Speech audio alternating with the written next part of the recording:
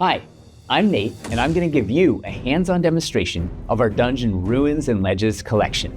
These pieces, when combined with any of our dungeons, allow you to inject a whole bunch of style, mood, and even battle damage into any build. They're also fantastic for doing negative space building like we have here with our lava terrain trays. Let's dive in and take a closer look. So our Dungeons and Ruins pieces work best when combined with some of the regular dungeon pieces, so you get more coverage and it's not as repetitive. And because they are vaulted style, they do work best with vaulted dungeon pieces. So for this demo, I'm going to use a vaulted dungeon starter set and the Dungeon Ruins set, and we'll see what we can build. So to start, we just have a little room here. What is that? 6 by 8 room. We're going to just show you the most basic building is take an intact dungeon and then just start ruining it, right, by swapping out pieces. So you could swap in a corner here. One fun fact about the ruined corner is it has these 2 little pieces that fit in like such. So you could preemptively build it in there and then have pieces break away, like if you know the bad guy's going to burst through the wall like the Kool-Aid Man or something, you could have it there. Or maybe the castle gets hit with a catapult stone or something, so you can knock that out and pop that in and build a hole.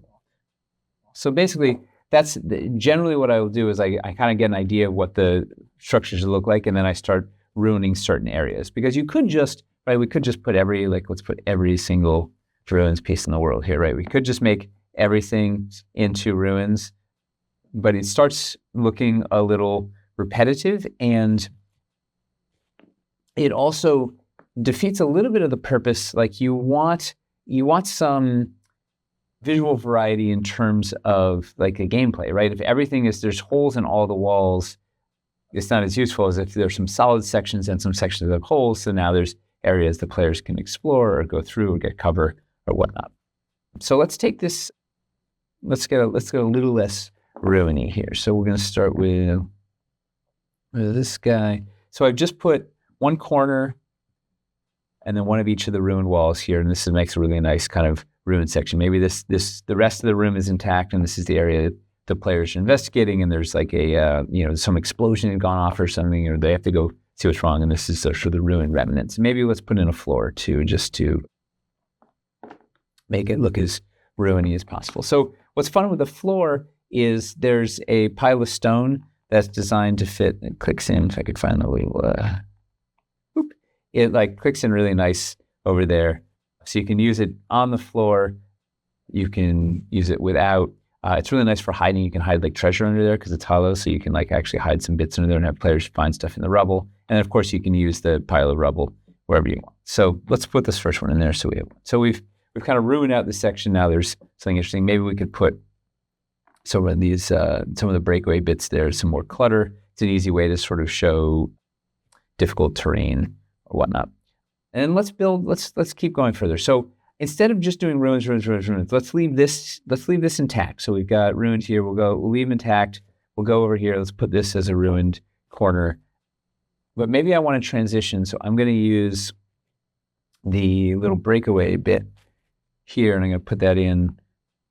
So now that's kind of, this one's solid, then it ruins over there. And what you can also do with this is you can push it in or out a little bit to sort of accentuate the crack. So if you push it back a little bit, you can sort of see that nice crack, and it feels a little more ramshackle. And this one will, what we're going to do here is let's take we have a freestanding wall. So this one is really fun because you can put it anywhere, right? So you can put it on a trapdoor floor, you can sort of freestand it. So in this case, we're just taking a regular floor, we're going to put that in there, and it gives us some more nice variety. And then let's do the same gag with a ruined corner. So I'm going to take a ruined corner, and I'll do the same thing. I'm going to leave this side ruined, and then this side I want to connect to the door. So I'm going to put the broken bit in there, and I'll have the breakaway bit. I'll push it in so we can accentuate the crack, and then let's leave these. So let's ruin that up a little bit more. Let's push the envelope with ruins here. So now we have a pretty ruined room. Of course, the question with the ruins is, well, what's around it? Like, how are we utilizing these holes? Or so let's slide this whole thing back and make room to build it into a bigger thing with the pieces we've got. One of the things that works really well is you can put these ruins pieces out in a wilderness build, and they look really neat, right? Surrounded by wilderness, and it's fun exploration gag. You could also put them in their cavern stuff, and it looks really neat when they're sort of surrounded by this ancient cavern. There's the crumbling remnants of an old civilization or whatnot. All right, so we're just going to lay in a bunch of pieces here. Let's just sort of make a room around this. So there's a little something to explore. I think I'm going to run out of floors here. So you know what we can do? Because maybe this is all intact, and maybe we ruin out. Let's add some more ruins here. Let's make the center part the super ruiny bit. And that's what's fun is you can add or remove ruins pieces you spread the ruins out more if we wanted to have it come out here. Oh, you know, we can do one of these. Right, I can take one of these jagged walls, put them out here, kind of extend it out. Let's put one of the rubble floor piles out there. Oh, here's a really fun thing you can do with the doors. So if you want to sort of sell, like, if this is really ancient, all the wood would be gone. If it was recently ransacked, right, like the ogres came in and destroyed the village, some of the stuff we route.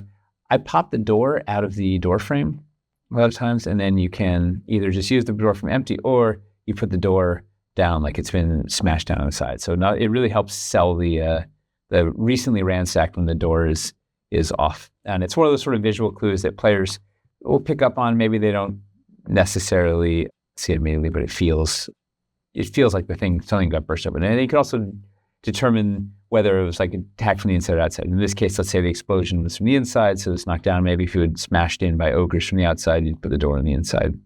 So a visual clue as to what the story was. Right? We're just trying to use these to tell a story.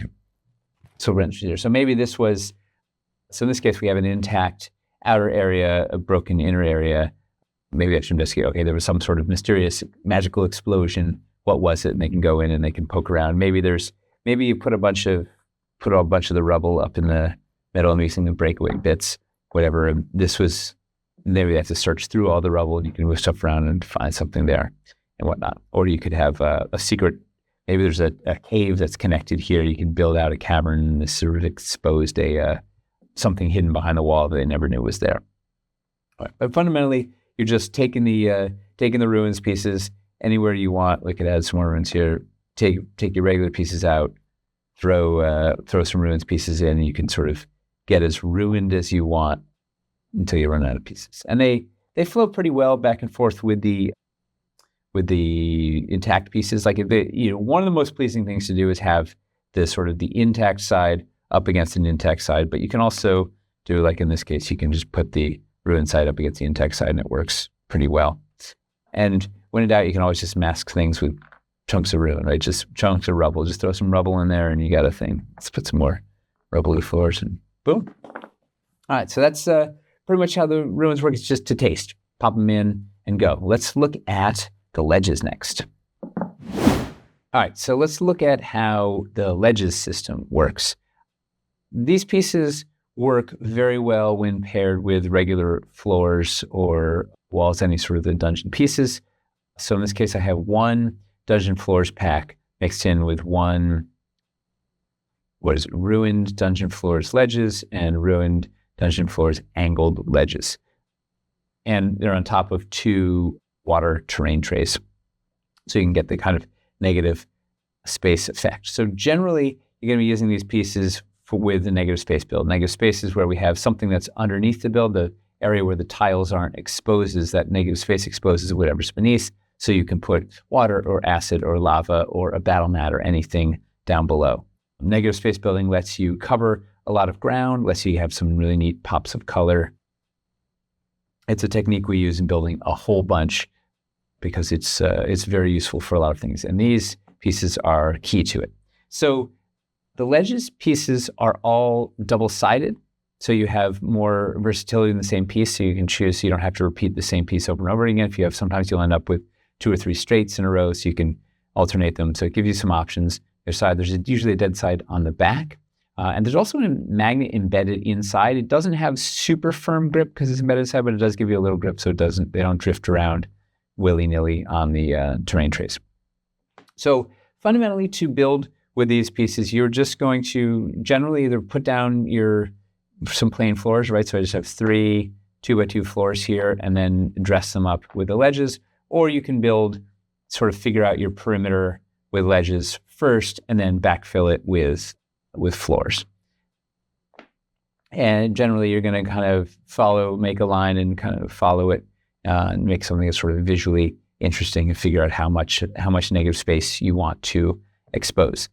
So the pieces that are in the regular ledges pack are all pretty easy, pretty self-explanatory. So we have a swell, which lets you adjust if you want to go up and down. Like if we wanted to get down 1 level or up 1 level, or 1 inch, it pushes your build 1 inch up and 1 inch down. So in this case, we're here and then we wanted to come up 1 inch. So we use the swell to get us up to this inch. If we wanted to go up 1 more, we could put the swell like that, and we can keep going on a big diagonal, and then same with the opposite. You just flip it the other way and you get the opposite direction if you want to go down.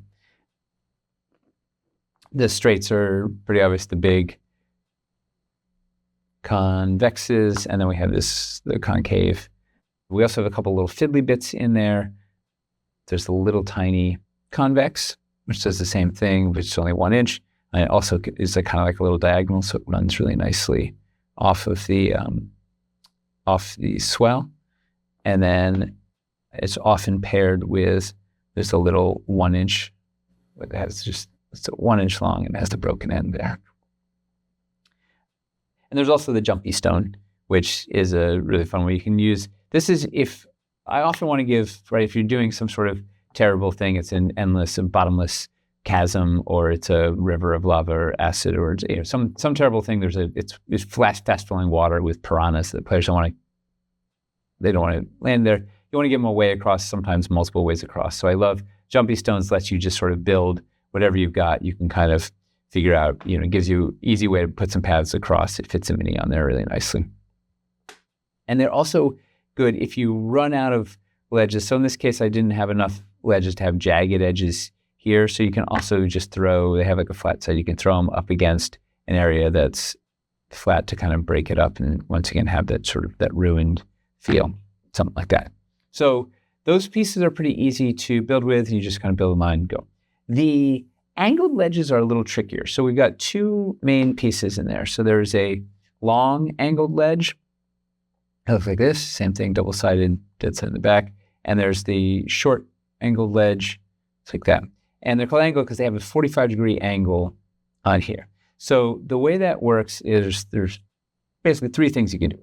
4 things. So you take 2 of the same, put the angle together and create, in this case, it's a very big convex curve, right? It fits here, so we get a really nice big convex, sort of the same thing this would do, but it's a more interesting shape, more gradual curve. You can take 2 of the long ones and put them together to make a large concave curve, right? So a nice big cutout like that. So we're doing it over here. You can put 2 of them side by side, or was it 1 of each to make a swell. So it goes from 1 inch wide here to 2 inches here. So you can add some really nice variation in long runs. It gives you a really nice visual variation, right? Where it's just, look at that really jagged edge. And that's getting us up from starting at 1 inch here, and then we can build up here. So you can reverse it, go the other direction to swell the other way. And then you can also use them as we're doing over here in conjunction with, there's this pentagon piece, right? So it's got a flat edge here, it's got 2 45s here, and jagged edges around. So this thing, if you take any pair of these, you put it in there and it gets you a flat edge there to do a bridge. So we have these little double-sided 2-inch long pieces, which are rough on either side. So you use them to build a bridge. So they're really neat. Like if you didn't have it, this becomes just sort of like a fast-flowing river. It's a little harder to get across. This is the way you can make that narrow causeway, which is always a fun place to fight or put some danger. And this side we're using the long guys and the same pentagon to connect in over here. And you could mix and match. So you could have it go like this. So you can build it off on a corner if you want, and the like. So they're a little trickier at first blush, but once you just play around with them a little bit, it becomes very obvious how to use them. So in this case, we're using them to make a little causeway here, as well as concave curve over here and a convex curve over here. Oh, the other thing we didn't really talk about you can do, so you can also use them to make little islands, right? You can, using the swells and the curves, you can make little islands using these pieces. So if you need a little more substantial area for players to hop onto, sometimes you can layer it up if you want, or down. So yeah. So ideally, you're using negative space to do some fun platforming stuff where the players have to jump their safe spaces or dangerous spaces, or they can then throw bad guys into the river or the like. One other thing you can do with these pieces is you can use them to make cracked floors. So in this case, I'm taking two of the straights. I'm going to take out floor, and I can replace like a regular floor with these to start, if you want to start making holes in the floor. So you can do this inside a dungeon build to expose something beneath. So there's lots of fun ways that you can start playing with these to try and do ruined floors. And there's no wrong way. You just start fitting them together, and there's lots of neat little combos that you will find to try and expose a little something beneath. Once again, it's a neat story clue, right? If they go in a room and there's a fissure there with something beneath, that could be a important piece of information for whatever adventure it is you're telling. All right, so we've seen all the basics here. Let's combine everything together into a larger build and see it in action. All right, so this puts together all of the ruins and ledges techniques into one 2x2 build. For this, we used one vaulted dungeon core set, one dungeon LED floor set for some 3 LED bits, 4 magma terrain trays. There's 2 each of the straight magma rivers and the curved magma rivers, and we're using the B-sides, which are the magma pools. We have, from the Ruins and Ledges collections, we have 1 of the Ruined Walls Dungeon Ruins pack, 1 of the Ruined Floors ledges, and 1 of the Ruined Floors angled ledges. So it's 5 sets and 4 terrain trays. And you get a ton of coverage because it's so much negative space. You get a ton of coverage with only those 4 packs. And sort of the gag here is we have some sort of like, maybe you've got to do something with each of these obelisks before you can collect the serpent flame from the brazier over here. So we're using the LEDs as sort of an excuse to force the players to go out go platforming up through the lava, because why else would you go out to the lava? So ostensibly, like, we'd have our players enter here to this door, boom, and this is kind of their staging area, and then they kind of figure out their run of how the heck are they going to tackle this magma-filled room. So we're doing all the same techniques, just sort of jammed everything together. So using plain dungeon pieces here, and then where they goes off into the lava, terminating with ruined pieces. And it's really fun. Over here, we've got ruined wall terminating into this angled ledge. So it feels like a really natural sort of fall off into lava. And on the other side, we're doing a fun gag where we have the angled ledge, and we're using freestanding wall in there. So there's ruined wall going right to ruined floor. This freestander is great for that. In fact, we're using that same gag over here, taking the freestanding wall, we're putting it on, it's a 2x1 ledge and a 2x1 floor. So we're putting it on like that to get a ruined wall with a ruined floor there. So it's a nice effect. You can throw this thing anywhere, and it will kind of just ties in your ruins wherever you need them. So the rest is just sort of plain old ledges. Over here, we're using a bunch of the loose bits and a jumpy stone to make like a kind of a nice raised pile of rubble that you can jump on. There's difficult terrain. So trying to give players a couple of paths across, right? You could go out this way or this way and sort of figure out your lines across. Using the little causeway piece here with the pile of rubble on the end to kind of break up the look so it's not so straight, although we could move down here and make more of a bridge or something like that. Over here, we could rip these doors off the hinges if we wanted. I sort of left it, maybe the door is locked or whatever, but there is a way you could kind of squeeze through the ruins here or jump around off the side, or some fun way to kind of get in the room. But we're using, most of the room is intact pieces, and then we've got ruined pieces. And we're doing the same bit where we take the jumpy stone, we're using it to kind of break up this flat side here to make it a little more irregular. It also gives players a way to go get in and out from the side. Also for ranged, maybe there's some bad guys here with like some fire methods or something that are shooting stuff, so this becomes interesting line of sight bits around there. Over here is a fun little bit. We're using a jumpy stone with, this is the crumbly corner bit from the ruined corner, just putting that upside down on edge to make a nice little jagged, looks like the remnants of a wall. Kind of gives that some character and kind of makes the jumpy stone feel a little different. We're doing very similar gag over here. We're taking the bigger breakaway bit from the corner, flipping it upside down and throwing it up against this so it continues that jagged wall look and then gets us really close to the edge. So you have to sort of squeeze around the edge. Maybe let's say, acrobatics check or something to get around there. And actually doing that same gag again over here in the back. This is the small breakaway piece, put upside down, and then it's on a ledge and it crumbles away really nicely. So the nice thing with ruins bits is you can turn them any which way and it looks fine, right? They're ruined. One other fun techniques, just using alternating the ruined floors and regular floors, using the rubble pile best we can. Here we're using that little causeway piece and just using it like a floor, even though it's got jagged edges on both sides. We're just kind of putting it up against the floor, and it gives you a nice jagged outer edge, and maybe it looks like a fissure there. And the side causeway piece kind of in the corner here, just make this irregular with some bits. And, you can have some hard lines like this where it should look fine because once again, it's ruins, it's kind of broken away. The whole overall effect, if your players are scrutinizing that you have one like clean edge, whatever, then you've lost them, right?